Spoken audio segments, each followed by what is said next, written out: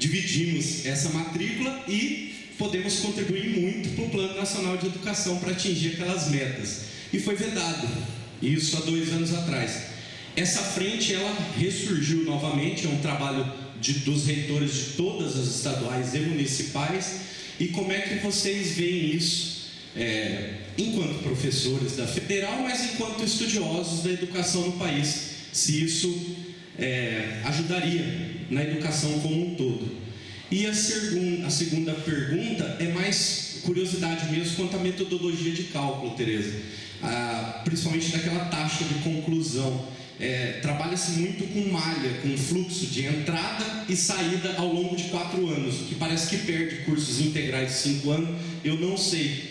E a curiosidade, se teria algum trabalho que a gente pudesse aprofundar mais na área, se a gente não poderia fazer um trabalho mais de acompanhamento através de marcador. Você marca o aluno na entrada e vê como que ele se procede na saída, se ele ficou ali dentro. Aí você consegue pegar permanência e tudo. Se existe essa metodologia que eu não conheço, ou é só entrada, só fluxo, entrada, saída para isso. Obrigado. O Claudeir, de Pontes Lacerda.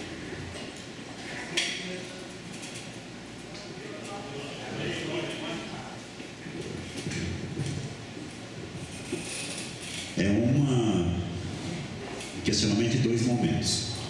O primeiro momento é para a equipe geral do planejamento estratégico, que eu acho mais pertinente, e após, só umas ponderações talvez, mas principalmente para a equipe de planejamento estratégico. É o seguinte, tentei verificar a fundo qual que era o objetivo e o que a gente ia chegar no final com o planejamento estratégico. Quando eu levei ele para entender num ambiente macro, eu instituí ele como um formador de macros políticas. Só que, pensando num formador de macros políticas, nós já temos uma instância definidora na UNEMAT, que é o Congresso Universitário, e que a organização desse planejamento estratégico na UNEMAT se assemelha muito com a organização do último Congresso Universitário. Aí, olhando também dentro do próprio UNEMAT, nós temos o PDI, que já está vencido em 2015, e que também eu comecei a imaginar que o planejamento estratégico era para construir o PDI, fugindo de uma organização de congresso universitário, que, falando em orçamentos financeiros, nós fizemos 376 mil, esse foi 3 milhões e 100, o planejamento estratégico. Na licitação. Então foi um valor muito mais alto, talvez até menos participantes do que nós conseguimos para fazer o Congresso Universitário há 6 anos atrás. Então, olhando como UNEMAT, para mim pensar o que eu vou pensar e para o que eu vou planejar, eu tenho que saber o grau de efetividade que minhas decisões podem ser elencadas no futuro. O que é essas decisões de planejamento estratégico e qual o efeito de política ou de decisão isso tem dentro da UNEMAT, vista a nossa organização de lei de fundação, pela 319, e pela nossa instrumentação de PDI que tem que ser elaborada. Essa é a pergunta para o primeiro momento. Qual é a proximidade entre essas 3 coisas para o comitê gestor? A da mesa, para analisar pela apresentação dos dados, nós já temos feito alguns levantamentos desse sindicato.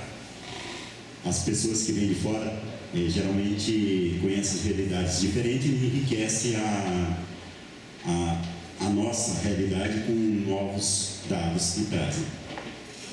Dentro das nossas discussões, nós chegamos a algumas conclusões existentes que nós discutimos mais no UNEMAT dentro do sindicato do que dentro da própria gestão.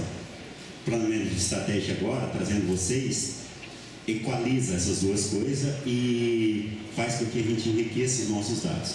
Nós temos mais alguns dados, principalmente no campo de atuação de cada campus, cada curso, em que alguns, até conversei com a professora, que divergem um pouquinho, alguns que complementam esses dados que apresentados por vocês.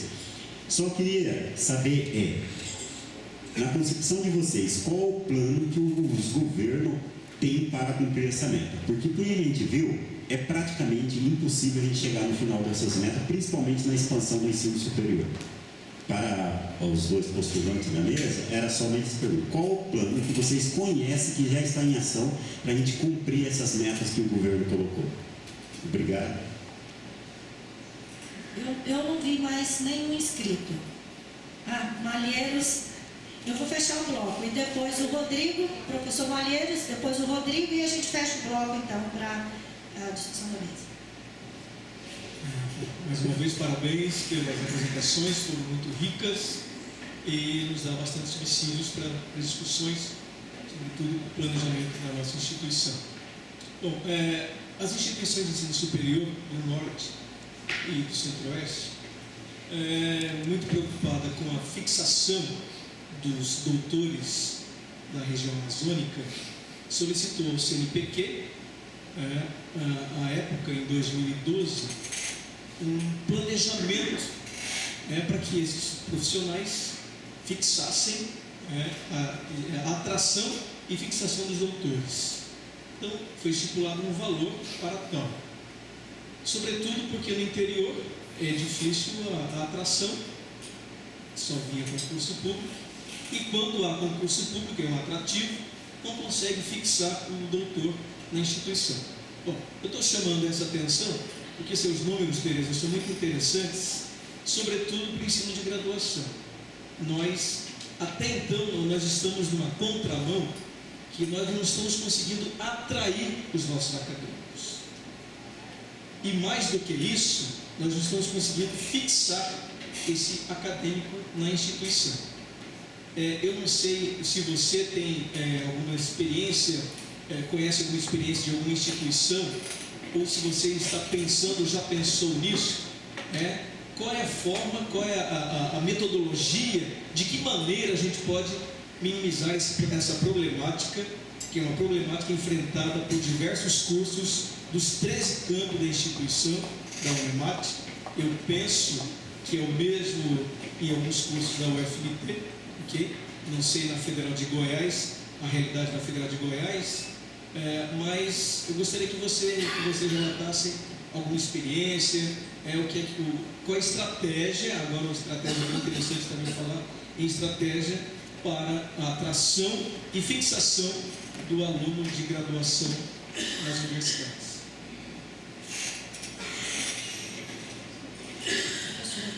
Bem, primeiro quero parabenizar os... Você começou falando da pós-graduação, pesquisadores e tal, e você terminou falando da aluno de graduação, né? Não é pós-graduação? De graduação?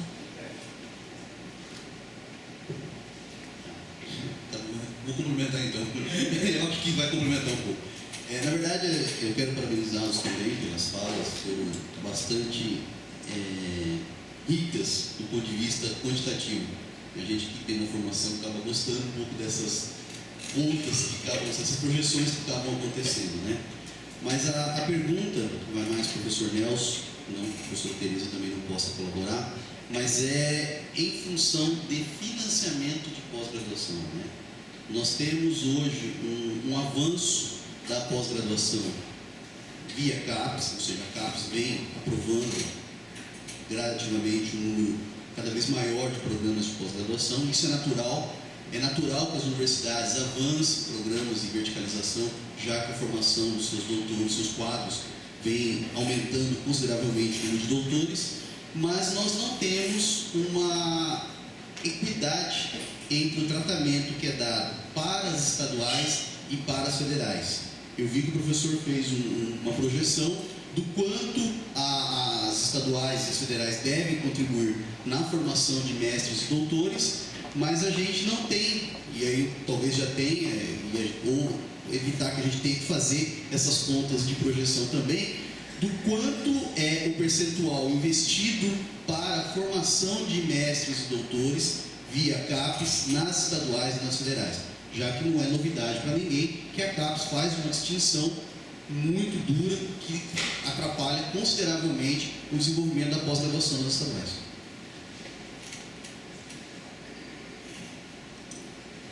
Bom, nós vamos fechar esse bloco, né?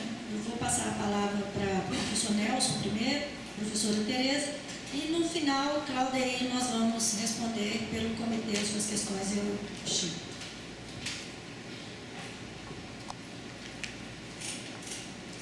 Sempre as perguntas dão uma mexida geral em algumas coisas. Acho que eu posso fazer uma análise aqui que vai misturar um pouco do Chico com a do Rodrigo.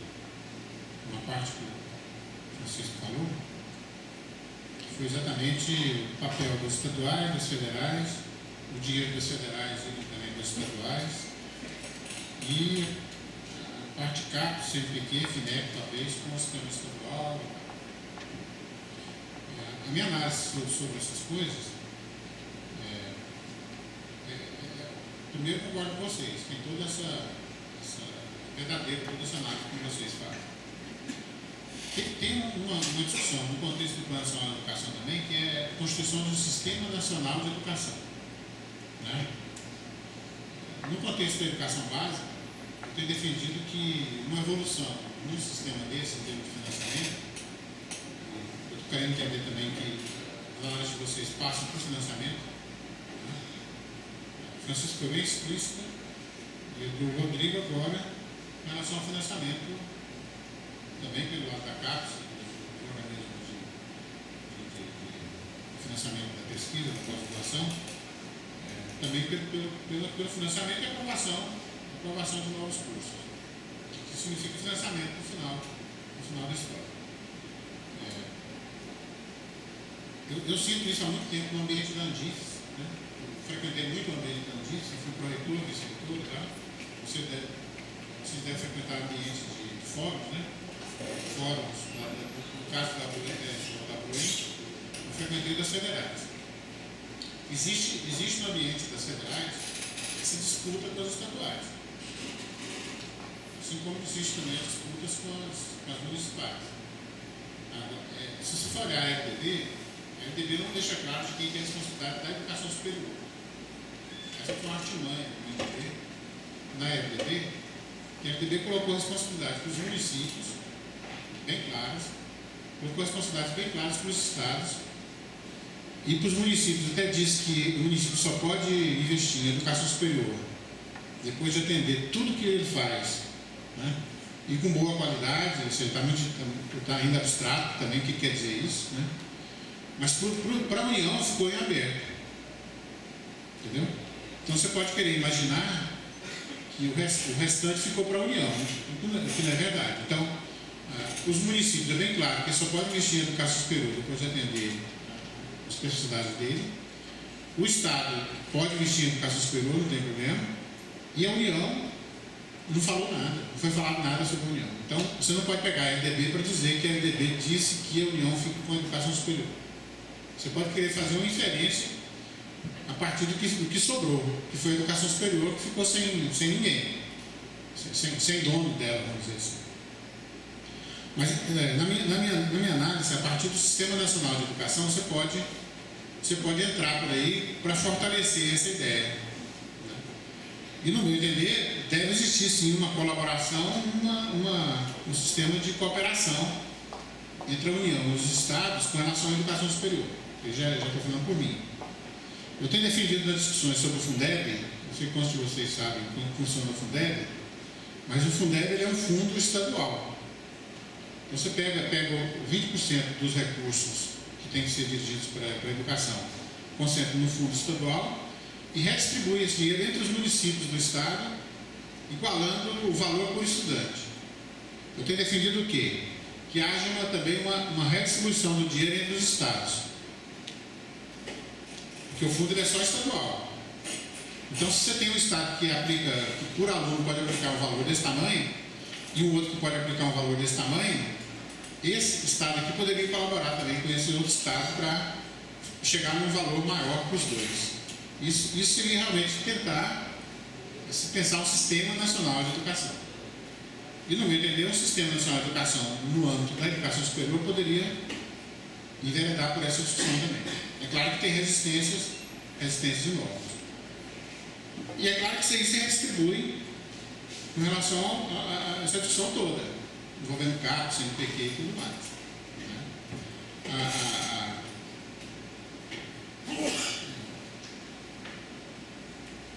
Você falou também sobre evasão, né? Vou deixar mais para a Tereza comentar sobre evasão, mas um pouco que eu estudei sobre evasão durante um período, a evasão, ela tem, as pessoas às vezes querem culpar a instituição pela evasão, mas é muito mais complexa a evasão. Ela tem componentes do indivíduo, tem componentes da instituição, a instituição tem que realmente se preocupar com a evasão, e tem o componente do externo, né? Que nem é do indivíduo e nem é da instituição. São componentes externos aí, do ambiente externo da universidade e externo do indivíduo. E essas coisas se misturam. Tá? Essa discussão é muito complicada assim.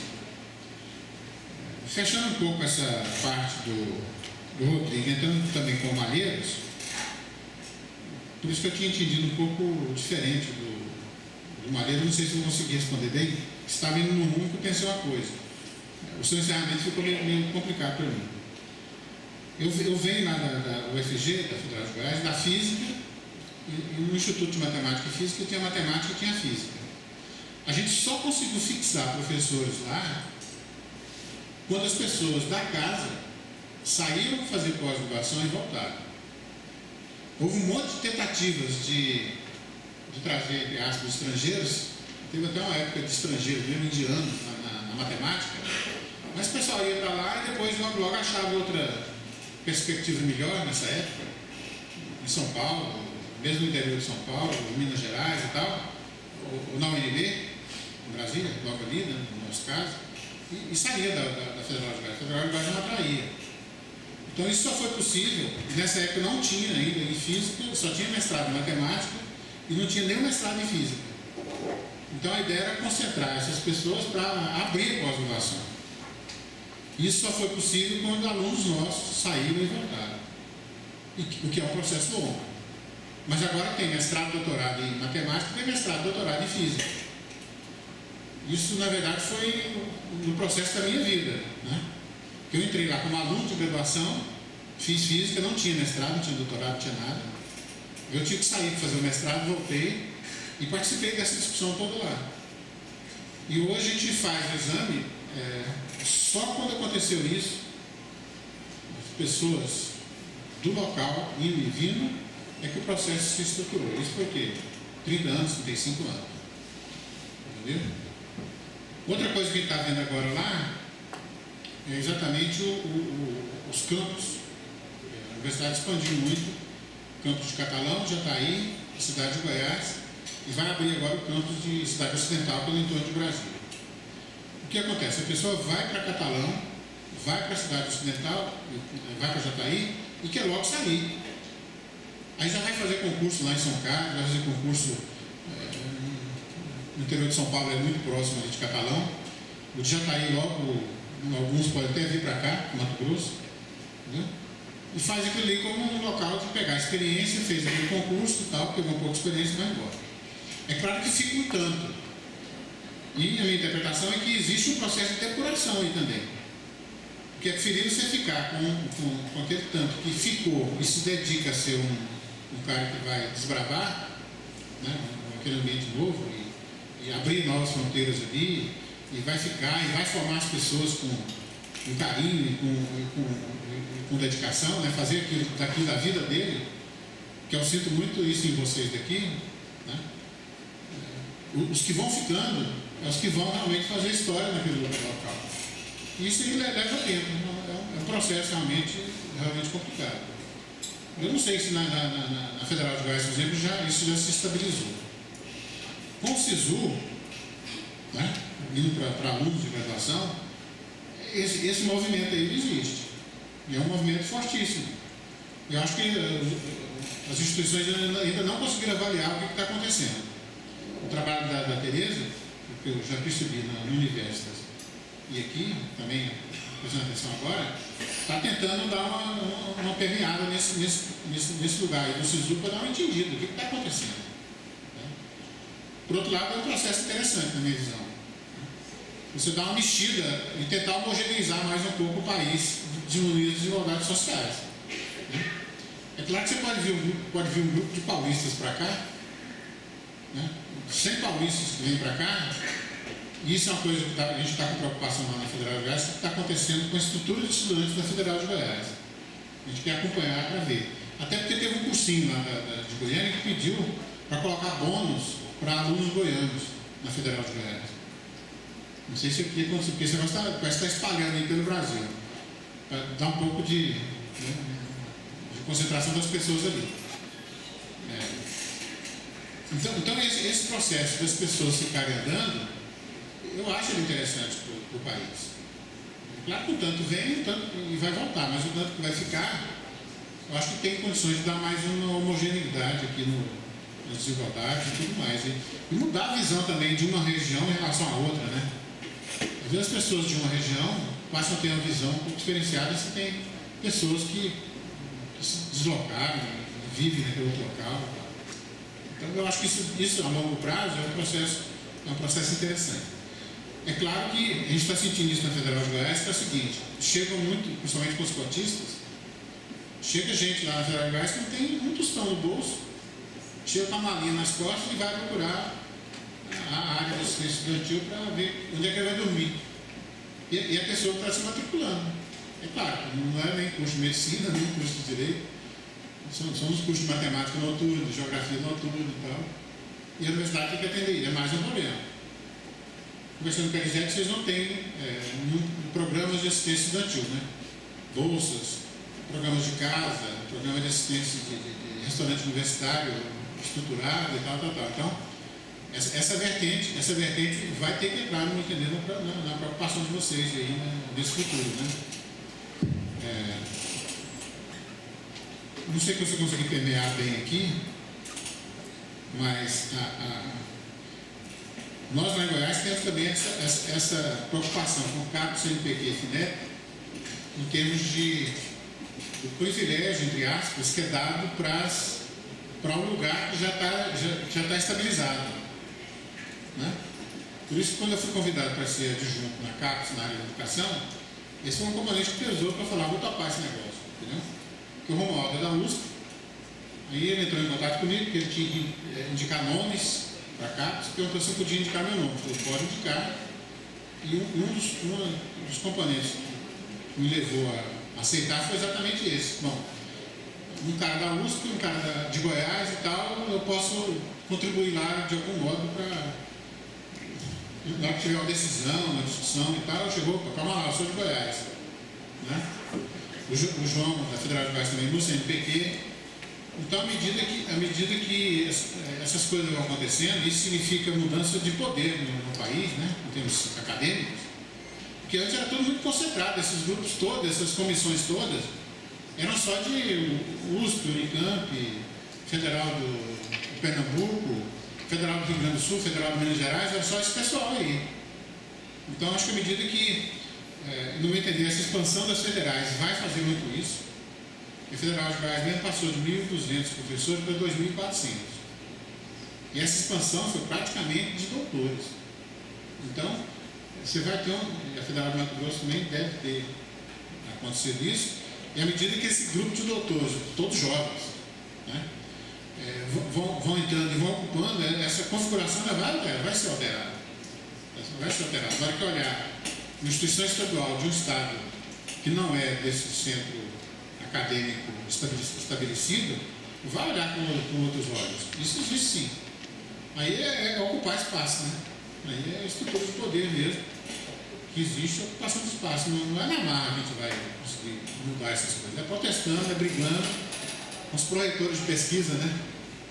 Protestando nos fóruns e tal, os reitores protestando e pedindo essa colaboração aí para que seja o Sistema Nacional de Educação mesmo e tal. Tem essa dica desse componente importante, né, nesse contexto. Bom, tem uma parte interna de vocês, do Conselho Universitário, tá, que eu não sei como é que é muito bem, eu não conheço o estatuto, mas o PDI, ele é um documento obrigatório nas instituições hoje, né? Por conta de, não sei se vocês estão associados aos sinais ou não, né? O Conselho Estadual de Educação vinculou vocês aos sinais. Pois é, tem de cooperação. Então, o PDI é um documento obrigatório, e é claro que, desbilhotando um pouco, né?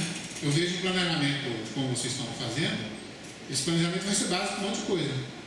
E não só para o PDI. O planejamento é base para as ações de gestão, é base para a cabeça, o cérebro de cada um da comunidade universitária e base para o PDI.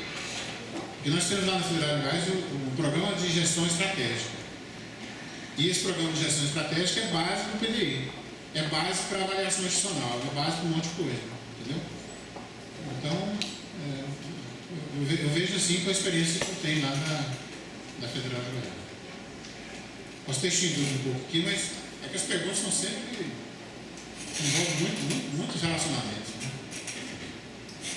Professora Tereza? Sobre a pergunta do Chico, né, Chico, eu já tinha falado que eu acho que o Plano Nacional de Educação deve ser o nosso poder de barganha, porque como o Nelson fala, as federais sozinhas não vão dar conta de cumprir o plano. Tá? Então, eu acho que em cima do Plano Nacional de Educação, e eu vejo aqui no Mato Grosso, nós temos um privilégio, né? Nós temos uma federal, um IF e uma estadual. Ótimo. Se tivéssemos Minas Gerais, deve ser uma loucura para brigar, né? Porque é muito, né? Nós ainda somos poucos, né? Apesar de já ter criado o curso, a Universidade de Rondonópolis, mas ela ainda não foi oficializada. Então, eu acho que tem que pensar. Para mim, eu acho que o Plano Nacional é o poder de barganha. Tá? Eu acho que a gente precisa apresentar nas metas e aí dividir responsabilidade. E eu ia falar justamente isso. O Sistema Nacional, apesar de ele não fica claro, né, no plano, mas ele é o que vai dar conta disso, né? Eu acho que acabou a hierarquia. Não tem a hierarquia. Eu acho que agora nós temos um plano que temos que dar conta, temos que ver o que no Estado isso significa, e quem é que tem a tradição de oferecer isso, que vai poder oferecer, e quem é que não vai, quem é que tem aquela tradição ou não. Tá? Então, eu acho que respondeu isso. A questão da metodologia do cálculo é o seguinte: quando nós fizemos em 2004, 2005, o INEP chamou o Grupo Universitas, né, para qualificar, escrever sobre os dados da educação superior de cada estado. E nós somos representantes de Mato Grosso. E eles fixaram as taxas, como deveriam ser calculadas as taxas. E eles chamavam a atenção de que você não pode calcular uma taxa de sucesso de apenas um ano. Porque se você observar, porque você pega todos que ingressaram, todos que colaram grau em 2010, entendeu? Então, em determinados momentos, você tem que ter um ponto é maior do que o outro, então você tem que fazer ao longo. O que nos preocupa ao longo de 2007 é que ela não tem compensado a outra. Então, assim, se você olhar para trás, tem anos que é 100 e pouco, aí o outro é 99, 100 e pouco, então um ano está compensando o outro. Mas o que preocupa é que a partir de 2007 isso não acontece. Tá? Então, existe mesmo uma questão. Lá na Universidade Federal, como eu faço parte da assessoria de gestão de dados, eu tenho feito um estudo que eu tenho estudado assim, o ano de ingresso do aluno, conclusão, taxas de retiro, mas aí eu trabalho no projeto pedagógico do curso. Entendeu? Aí eu faço isso internamente. Então, eu acho que a taxa de conclusão ela não deve ser vista, ela deve ser um indicador para que eu possa explicar, porque no meu estudo que eu fiz de evasão, o grande problema às vezes não é a evasão, é a retenção. O aluno está retido lá. O que faz esse aluno ficar retido? Esse é um estudo. E eu acho que o Nelson fala, quer dizer, com ingresso diferenciado, você tem ingresso de alunos de cotas, esses alunos são trabalhadores, considere que as universidades, tanto as públicas, a maioria dos cursos em horário integral, ele vai fazer uma trajetória diferente daquele que não trabalha. E outra coisa, na Universidade Federal, você tem bolsa, mas a bolsa é R$400. Ele está no emprego de 700, de um salário, ele não vai largar. Então, ele acaba fazendo uma trajetória acadêmica diferenciada, entendeu? Porque ele vai levar mais tempo. Tanto é que a gente... O que é o mínimo? Qual o termo do mínimo, né? Carga horária mínima, né? O mínimo que ele pode cumprir. Então, esse é um estudo que eu chamo a atenção do observatório, porque na medida que as instituições adotam, reconhecem a necessidade de ingresso de pessoas por vagas diferenciadas, ampla concorrência, ação afirmativa, ela tem que reconhecer que essas pessoas têm que ter um olhar diferente aqui dentro. Não criando grupos, mas um olhar diferenciado. Tá? Então, essa é a minha proposta. Quer dizer, lá na assessoria, eu tenho feito essa proposta. Ele indica pra gente, o interior tem uma taxa de diplomação muito pior do que a capital. Por que o interior tem? Ele saiu Porque tem que olhar o dado assim, ele continua lá dentro ou ele já desistiu? Ele já foi embora. Você vê lá a taxa que eu mostrei, é 30% de trancado. Há um crescimento do que desiste, mas o programa está no trancamento. O aluno está mostrando para a gente, olha gente, eu preciso de um tempo para resolver minha vida. Seja porque eu não escolhi o curso que eu quero, seja porque... Então a gente precisa olhar isso. Então, a proposta é que a gente venha estudar esses alunos.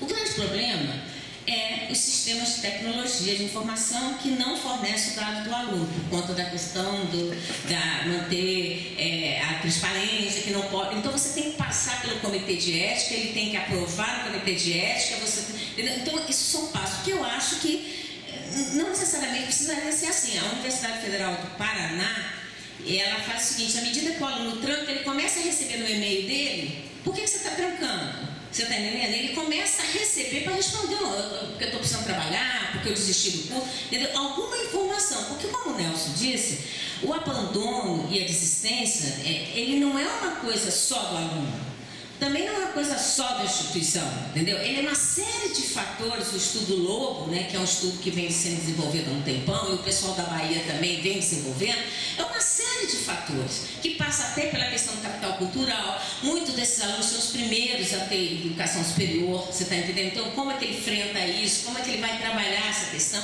A questão do próprio mercado de trabalho. Então, são série de fatores que a gente precisa compreender. Tá? Então, assim, a taxa de conclusão, ele é um indicador, mas cada um deverá trabalhar com o seu.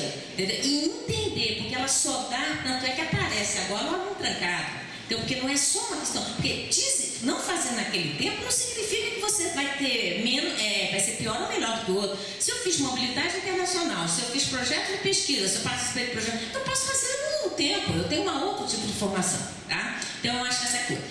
A questão da fixação do aluno, o SISU, eu já tive, na verdade, 2 trabalhos, fiz uma dissertação de mestrado, uma aluna para estudar o SISU, né, mostrando, né, a característica do SISU.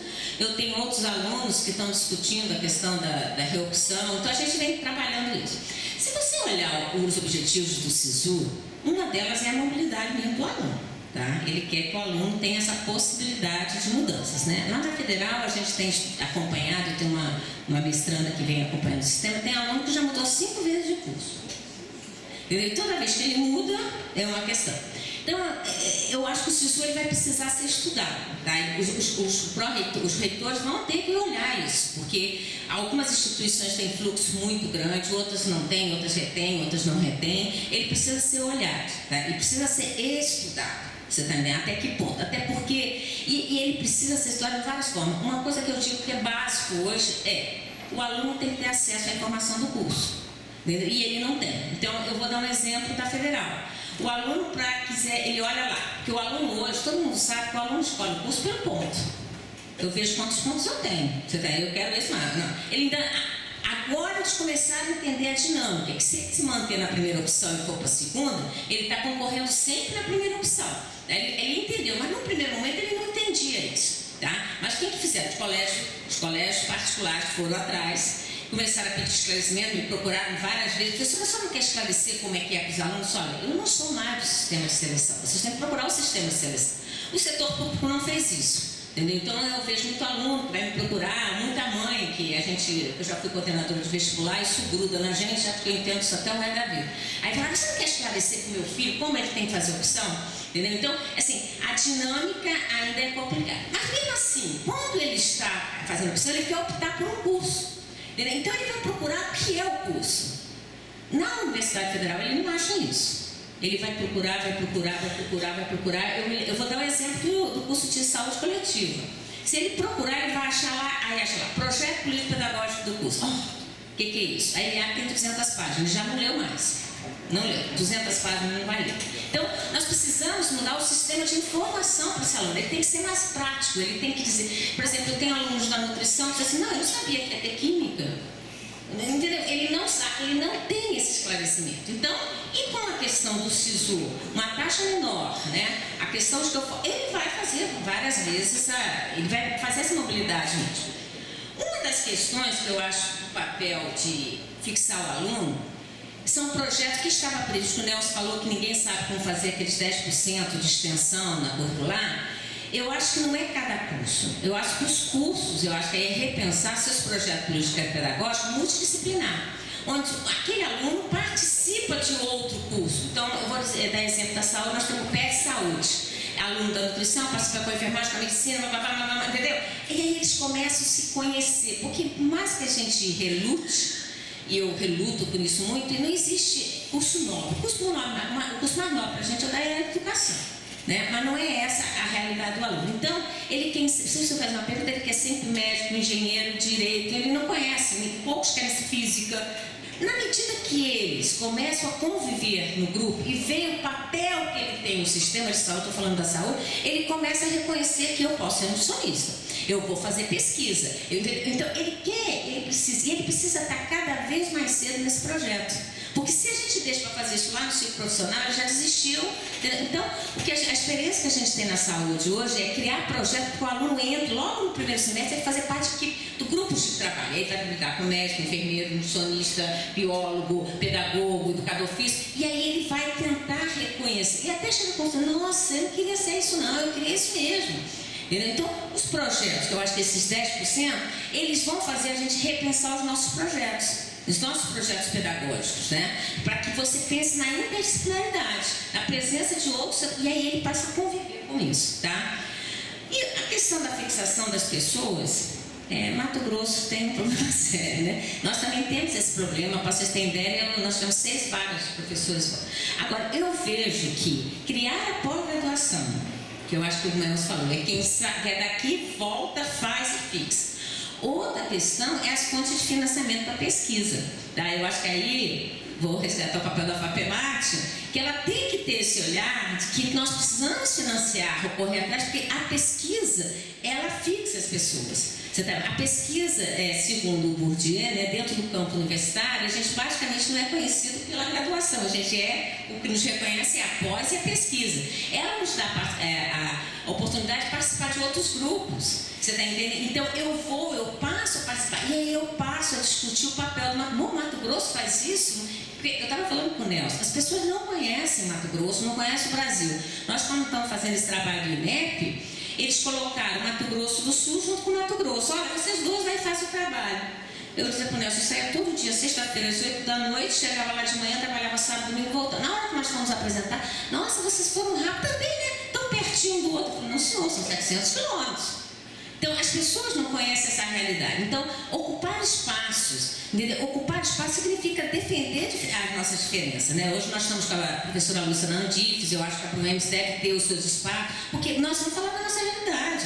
A nossa realidade não é essa, entendeu? Então, eu vejo tanto o papel da pós, que eu acho que a gente tem que incentivar a pós, criar a pós, porque ele fixa, os médicos só ficam onde tem residência. Não adianta criar cursos, qual é a briga agora, pessoal da medicina? Não adianta criar curso aqui se você não fixa a residência, ele vai para São Paulo e fica em São Paulo. Então, criar pós-graduação e a pesquisa. Tem que ter um olhar diferente. Nós temos que financiar a pesquisa para que a gente possa ter a oportunidade de divulgar os dados. E aí sim, quando um professor, doutor, chega num lugar em que ele tem a vantagem de implantar alguma coisa, porque ele não vai ser mais um lá da USP ou da UNICAM, ele vai chegar aqui e vai implantar, mas ele precisa, a primeira coisa que ele quer, um computador de última geração, uma máquina que não sei o que, um laboratório, então isso precisa de financiamento. Então eu acho que essa é uma questão. A pós-graduação, apesar de nós já termos atingido as metas, ela tem um outro papel, que é o papel da fixação, o papel da renovação, entendeu? É outro papel, tá? Eu acho que a gente pode. Bom, nós estamos encerrando, mas eu quero dar uma resposta rapidamente aqui para o Claudeir, que perguntou sobre os objetivos do planejamento estratégico e para onde nós queremos chegar, para onde vamos e qual a relação do PDI, Congresso e o grau de efetividade do planejamento. Claudeir, no primeiro momento do período da tarde, nós vamos apresentar, e por isso que a gente não está falando muito aqui, o planejamento estratégico. Quais são os objetivos, quais são os princípios e qual é a metodologia, tá? Então, assim, todos venham à tarde, nós vamos trabalhar com o que é o planejamento, qual é o objetivo e o que nós pretendemos no período da tarde. Só para fazer uma consideração, o professor Nelson já nos ajudou com a resposta, e em relação ao PDI e ao Congresso, Claudeir, nós pensamos que esse planejamento é estratégico. Nós pensamos que o que vem da comunidade, o resultado disso, vai culminar sim e deve ser utilizado por todos os outros planejamentos. Não somente o PDI, mas o PDI, que é obrigatoriamente nós temos que construir agora, porque o nosso está ditado, o PDI, o PTA, os planejamentos dos cursos, os planejamentos das pós-graduação, enfim, nós esperamos que essa discussão ela sirva para implementar todos os outros planejamentos, porque essa é uma discussão maior.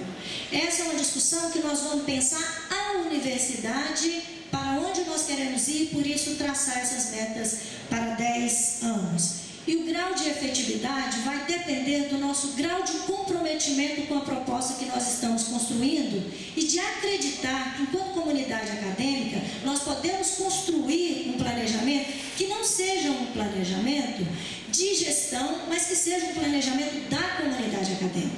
É essa a nossa grande expectativa, que a comunidade, ela se colabore, participe e sinta-se co-participativa nesse planejamento. Em relação à gestão, que está, atualmente, nós temos conversado muito e estamos percebendo um compromisso muito grande da gestão em estar trabalhando com as suas metas e com o seu planejamento a partir do que a comunidade acadêmica vai demandar nessas metas do planejamento. Tá? Então a gente vai discutir muito mais sobre o planejamento no período da tarde. E para o professor Nelson, ele nos disse aqui assim, olha, vocês estão sendo muito ousados em trabalhar com um planejamento que é totalmente aberto. E deu o exemplo do planejamento do Reúne, que já vinha com quase que um modelo, né? Um enquadramento a partir de um orçamento que ali podia se colocar. Nesse primeiro momento, pensar esse planejamento é estar totalmente aberto para nos conhecer, para saber quais são os nossos problemas, as nossas dificuldades e a partir delas podemos traçarmos os nossos anseios, as nossas necessidades, as nossas metas, os nossos sonhos. Por que não sonhar? Agora, nós teremos na continuidade desse planejamento, um segundo momento, e aí o professor pode até ir nos orientando, que todas essas necessidades abertamente elencadas, elas serão colocadas em prioridades. E essas prioridades elencadas, elas estarão, isso é a proposta, vocês vão ver à tarde, elas estarão de acordo com o orçamento. E por isso nós estamos trabalhando diretamente com a equipe do orçamento. Porque as metas prioritárias a curto prazo para o ano de 2016, elas dependerão do orçamento que nós temos para cada curso. E é uma revolução quase pensar isso dentro da Unemar, porque agora nós vamos ter que pensar orçamento por curso, por faculdade, por campus e para a Unemar como um todo. Eu acho que essa sim, de um modo geral, se o Chico quiser dar uma contribuição, nós estamos aqui com meio-dia e meio, dentro do prazo que era previsto para terminar meio-dia, tivemos meia hora de atraso. E eu gostaria aqui de agradecer o professor Nelson. O professor Nelson vai ficar conosco hoje e amanhã e vai estar no planejamento discutindo orçamento e financiamento. E uma das coisas é como calcular o nosso custo aluno. Enfim, ele vai discutir com uma equipe do orçamento e do planejamento para que essa equipe também potencialize o planejamento. A professora Tereza retorna hoje, daqui a pouco, para Cuiabá. Nós queremos agradecer muito e dizer para a Tereza que ela já é uma parceira nossa nesse planejamento. Qualquer coisa a gente vai correndo atrás da Tereza. A todos um bom almoço e esperamos revê-los às 14 horas. Muito obrigada.